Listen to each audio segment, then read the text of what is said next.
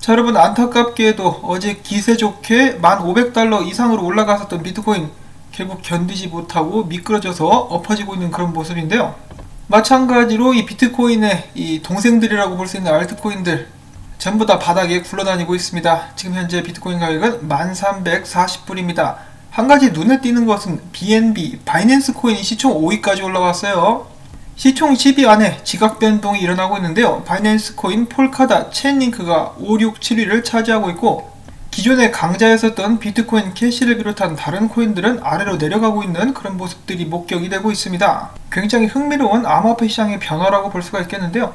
과연 이런 변화가 지속되게 될 것인지, 아니면은 기존의 강자들이 다시 한번 힘을 내가지고 순위를 탈환할 수 있을 것인지, 맛있는 과자를 하나 사가지고 먹으면서 지켜보면 좋을 것 같습니다. 아이고, 제가 클릭을 한다는 것이 실수로 창을 닫아버렸었네요. 다시 창을 열고, 자, 오늘 소식 시작해 보도록 하겠는데요. 자, 이더리움 2.0에 관련된 추가 소식이라고 볼 수가 있겠습니다. 이더리움 개발자 라울 조단이라는 사람이 이렇게 이야기를 했는데요. 모든 과정들이 순조롭다. 이더리움 2.0은 다가오는 11일 런칭하게 될 것이라고 강하게 주장을 했습니다. 이와 관련해서 그는 체크리스트에는 단 몇 가지 기능이 남아있으며 10월 중순까지는 기능 동결을 실시하고 11월 출시까지 보안 개선과 UX 작업에 몰두할 수 있을 것이다. 가지아라고 덧붙였습니다. 자, 만약에 정말로 순조롭게 이 이더리움 2.0이 출시가 될 수 있다라고 친다면은 조만간에 이더리움이 가격이 떨어진다 그러면 매수 찬스라고 봐야 되겠죠. 이더리움 2.0만 성공적으로 출시가 될 수 있다 그러면 기존의 이더리움 킬러라고 이렇게 자신들을 불렀었던 프로젝트들은 이제 더욱더 가루가 돼버릴 가능성이 높다라고 저는 생각을 하고 있습니다. 자, 그 다음엔 잠잠했었던 디파이에 관련된 소식들이 다시 한번 나오고 있습니다. 자, 여기 보시는 이 사람은 웨이브의 CEO인데요. 이 양반이 트윗에서 이야기하기를 다음 주는 다가오는 웨이브 프로젝트들을 준비하는데 정말 중요한 한 주가 될 것이다. 그러면서 그는 이 D4라는 단어를 사용하고 있는데 뭐 디파이의 진화형인가 보죠. 자, 아무튼 이 D4에서 지원하게 될 자산이라든지, 그리고 중요한 것은 웨이브표 스왑 프로젝트가 나온다라고 합니다. 웨이브 유니스왑이라는 것인데요. 지금 디파이에서 흐름이 스왑으로 넘어가고 있는 그런 모습이라고 볼 수가 있겠습니다. 최근에 유니스왑의 성공과 함께 더욱더 많은 블록체인 프로젝트들이 앞다투어서 자신들만의 스왑, 이 탈중앙화 거래소를 선보이고 있는데요. 이런 소식과 함께 더불어가지고 웨이브는 최근에 가격이 올랐습니다만은 다가오는 한 주에 더욱더 오를 수 있을 것인지 지켜보도록 하겠습니다. 이 사람들도 지금 보시면은 자기들 코인 가격 올리려고 분주하게 열심히 노력하고 있는 모습이 보여지고 있고요. 뭐 저스틴 선도 여기 해당된다라고 볼 수가 있겠습니다만은 이 회사의 간부들이 나와가지고 자신들 코인 프로젝트들을 올리기 위해서 열심히 노력하고 있는 코인들은 펌핑이 종종 오곤 합니다. 그런 코인들을 이제 눈여겨서 잘 보시면은 괜찮을 것 같기도 해요. 자, 그 다음에는 메탈페이에서 우리들만의 스왑 프로젝트인 프로톤에 관련돼서 이야기를 하면서 메탈페이도 역시 랩트코인스와 프로톤과 함께 디파이에 뛰어든다 라고 이야기를 하고 있습니다. 자, 이 프로톤 같은 경우는 이오스 기반의 스왑 프로젝트라고 볼 수가 있겠죠. 자, 그 다음에 최근에 있었던 김치 파이낸스, 사시미 스왑 등등에 이어서 또 어처구니 없는 이름을 가진 스왑 프로젝트가 등장했습니다. 이번에는 버거 스왑, 버거 스왑이라고 하는데요. 이 버거 스왑 같은 경우는 바이낸스 스마트 체인 상에서 구동이 되는 그러한 프로젝트라고 합니다. 바이낸스 스마트 체인 상에서 버거 스왑이 구동이 되자 CG 바이낸스가 이렇게 이야기를 하는데요. 나는 버거 스왑을 누가 만들었는지는 모르겠지만은 일단 바이낸스 스마트 체인 상에서 출시가 된 상태다 라고 이야기를 합니다. 그래서 사람들이 불평을 하죠. 이 더 이상의 스캠 프로젝트는 없애야 되는 거 아니냐. 아무리 봐도 스캠 같다. 그러니까 CG가 이야기를 하기를, 야, 이거는 탈중앙화 되어 있어가지고 우리를 비롯한 그 누구도 통제할 수 없어. 장점이자 단점이라고 볼 수가 있겠지 라고 답을 했다는 것인데요. 과연 이 버거 스왑, 이 사람들이 스캠인 것 같으면은 뛰어들지 않으면 되는데 그 유혹을 못 이겨가지고 스캠 프로젝트에 뛰어들면서 이런 사단이 나는 것은 아닌가. 이 사람들이 그들의 욕망을 잘 억제할 수 있으면은 이런 프로젝트들이 조금 더 덜 나오게 되지 않을까라는 생각도 잠깐 해봅니다. 자, 그 다음으로는 비트코인 도미넌스에 대해서 잠깐 보고 가도록 하겠는데요. 저도 어제 영상에서 잠깐 이렇게 언급을 드렸었죠. 이 도미넌스가 쭉 떨어지고 있었는데 조만간에 이 쌍바닥 찍으면서 반등을 할 것 같다. 반등하게 되면은 알트코인 녹습니다 라고 말씀을 드렸었는데, 예측했던 것보다 조금 높은 곳에서 반등을 빠르게 해주면서 순식간에 알트코인들이 뭉개진 도토리묵처럼 돼버렸죠. 자, 부디 알트코인을 위해서라도 이 비트코인 도미넌스가 좀 더 떨어졌으면 좋겠는데, 앞으로 어떤 움직임을 보여주게 될지 이제 알트코인 투자를 하시는 분들께서는 예의주시하시기를 바랍니다. 저도 알트코인들을 좀 들고 있는 입장으로서 계속해서 도미넌트는 좀 빠졌으면 좋겠는데 어찌 될지. 자, 그 다음에는 재밌는 지표가 있어가지고 가져가 왔습니다. 이 지표를 공유한 사람은 티모시 피터슨이라는 사람인데요.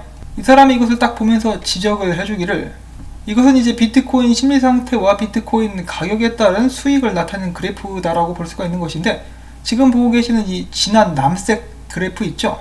이 그래프가 바로 지난 비트코인 30일간의 가격 변화, 즉 30일 동안의 수익 상태를 나타낸 그런 그래프라고 볼 수가 있겠는데, 차트상 이 그래프가 하단 구간에 맞을 때마다 20%에서 30% 정도 강하게 반등하는 그런 모습들이 지금까지 쭉 보여졌었다라고 이야기를 하고 있죠. 한 번 빼고. 그때가 언제였었느냐면은 지난 3월 기억하시죠? 증시를 비롯해가지고 전부 다 자산들이 녹아버렸을 때, 그때 한번 쭉 빠졌었는데 금방 회복하면서 다시 한번 큰 반등을 보여주었습니다.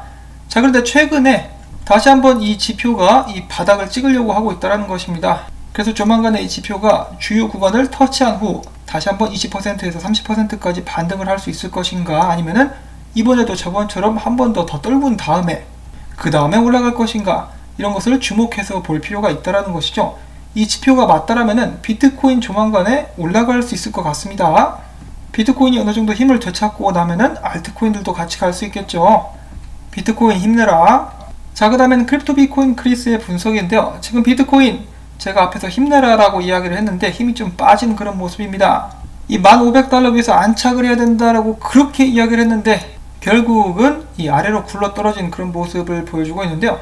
문제는 전에는 강력한 지지선이었다가 이제는 저항선이 된 이 구간을 뚫지 못하고 살짝 올라갔다 내려오는 것을 bearish retest라고 하죠.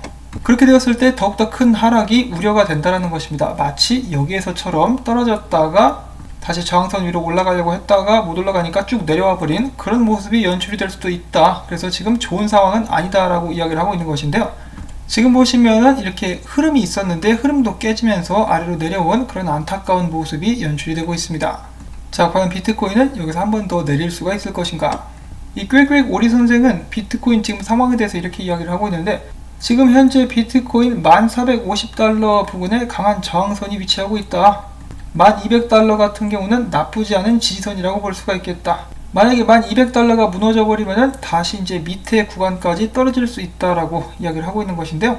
자, 과연 비트코인의 선택은 어떤 것이 될 것인가? 역시 그것을 가늠해 보려면은 이 달러 지표, 그리고 미국 증시 및 금 가격을 알아봐야 될 것 같은데요. 미국 선물 지수가 어떻게 되는지 한번 잘 지켜보시고, 좀 계속해서 올라갈 것 같다 싶으시면은 비트코인도 어느 정도 안심을 할 수 있을 것이고, 좀 떨어질 것 같은데 싶으시면은 비트코인과 알트코인도 하락할 수 있다라고 이제 예측을 해보시면 되겠죠. 지금 그냥 한 배를 탔습니다. 얘네들이 한 배를 탔기 때문에 얘네들을 계속해서 지표로서 보시면 될 것 같고요. 자, 그 다음에 지금 현재 암호화폐 시장의 심리 상태 같은 경우는 어제보다 3단계 내려간 공포 단계에 머물고 있습니다. 자, 마지막으로는 재밌는 짤이 있어가지고 하나 가져가 봤는데요. 1970년도의 맥도날드 모습입니다. 이때 당시 감자튀김 하나에 26센트, 빅맥이 65센트, 그리고 콜라 같은 경우는 한 잔은 15센트였다라고 하는데요. 지금은 뭐 말도 못하죠. 제품에 따라 틀리겠지만 8배에서 10배가량 상승한 그런 모습을 확인을 해볼 수가 있습니다. 뭐 한국 같은 경우도 마찬가지죠. 옛날에 뭐 라면 하나에 200원 막 이랬었는데, 초코파이 같은 경우도 이제 되게 쌌었는데 사면은 또 초코파이 덩치가 깡패였었다라 그러죠, 옛날에는. 근데 지금은 가격은 올라가고 덩치는 쪼그라든 그런 모습을 확인을 해볼 수가 있습니다. 과자 같은 경우는 뭐 질소만 만땅 때려놓고, 아무튼 이 인플레이션은 현실이다. 이런 인플레이션이 계속되는 한 비트코인이나 금 같은 자산들의 가치는 올라갈 수밖에 없지 않을까라는 말씀을 전해드려보면서 저는 오늘 영상 여기서 또 마무리를 짓도록 하겠습니다. 이 상큼한 월요일에 시작이 되지 못해서 안타까운데요. 그래도 오늘 힘내시고 행복하고 안전한 하루 되실 수 있기를 바랍니다. 그리고 언제나 마찬가지로 토마토밭의 햇빛 쪼이기, 이 광고 재생을 통해서 저를 도와주신다면 제가 계속해서 이러한 재미난 정보들 여러분들께 전해드릴 수가 있을 것 같습니다. 그러면 저는 여기서 인사를 드립니다. 안녕히 계십시오.